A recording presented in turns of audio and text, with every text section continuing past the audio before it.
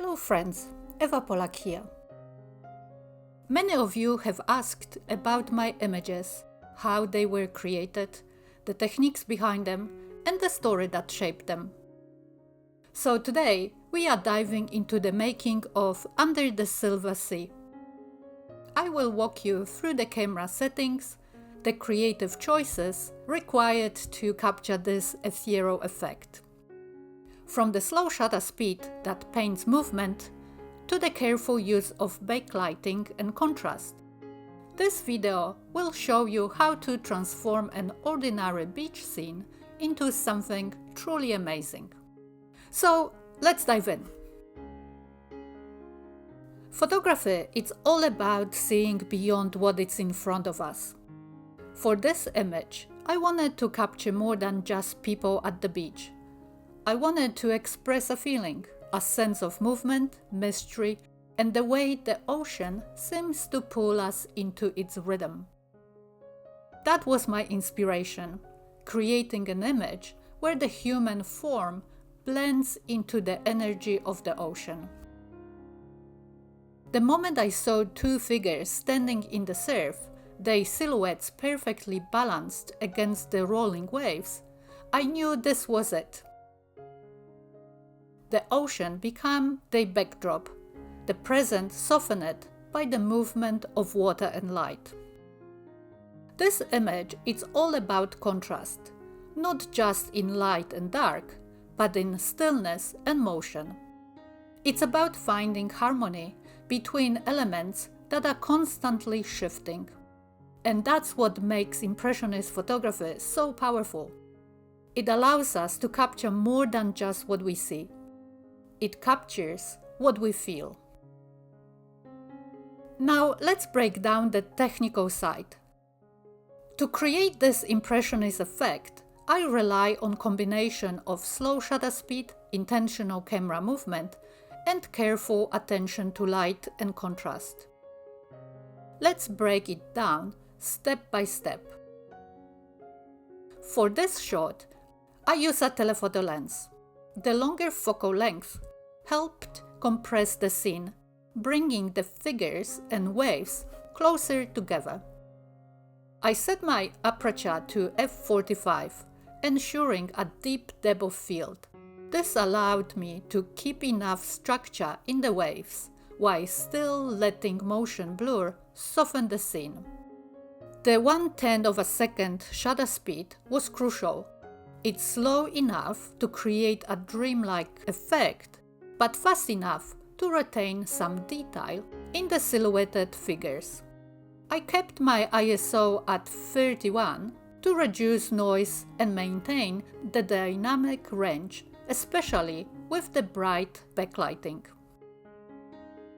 ICM is one of my favorite techniques to create a sense of fluidity.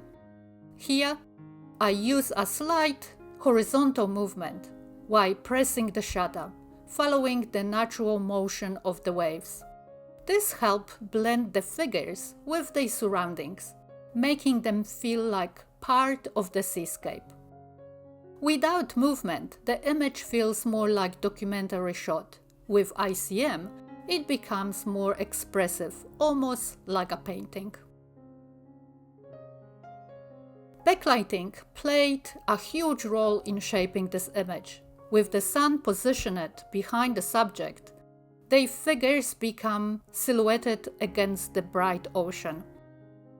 This natural contrast helped define their forms while still allowing the waves to shimmer with light.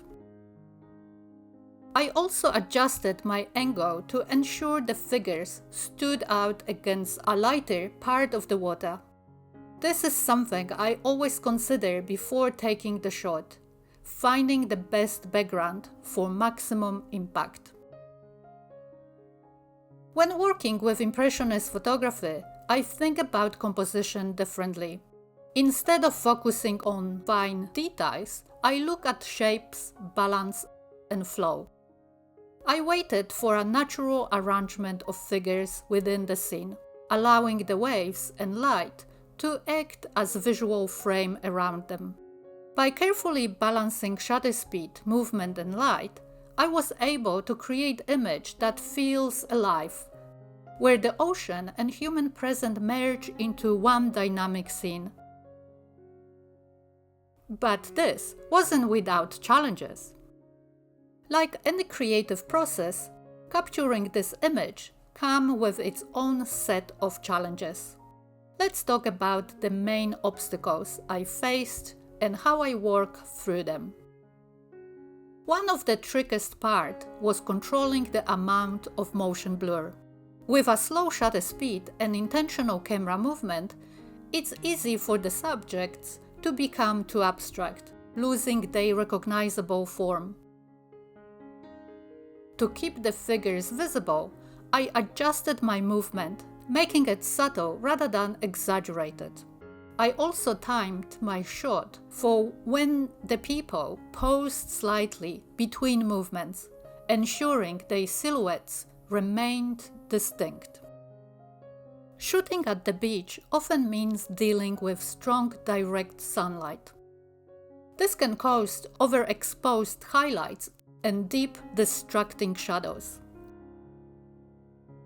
I choose my shooting time carefully, aiming for the softer light angles. That means late afternoon, when the sun wasn't directly overhead. I positioned myself to use backlighting, turning the harsh sunlight into an advantage. The result? Beautiful defined silhouettes that stood out against the glowing waves. Since I was capturing candid moments, I couldn't control where people stood or how the waves moved. I had to wait for the perfect arrangements to naturally form. I took my time observing how people interact with the ocean. Instead of rushing, I anticipated movement, waiting for that perfect alignment where everything just clicked. This patience paid off, allowing me to capture a balanced, dynamic composition that felt effortless and organic. With a shutter speed of 1/10 of a second, even small changes in movement could dramatically alter the image. The challenge was keeping just enough structure in the scene while still embracing the fluidity. I experiment with multiple shots, slightly adjusting the timing of my shutter release to sync with the natural rhythm of the waves. I also steadied my camera by holding my breath and using a gentle hand movement instead of abrupt shifts. This helped maintain control over the final effect. Impressionist photography is all about embracing creativity, movement, and light.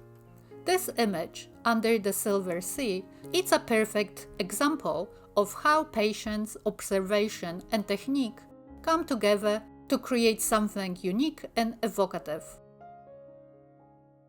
If you are inspired to explore this style further, I've covered these techniques and many more in my book Impressionist Photography Techniques, a step-by-step guide to creating great images by using your digital camera.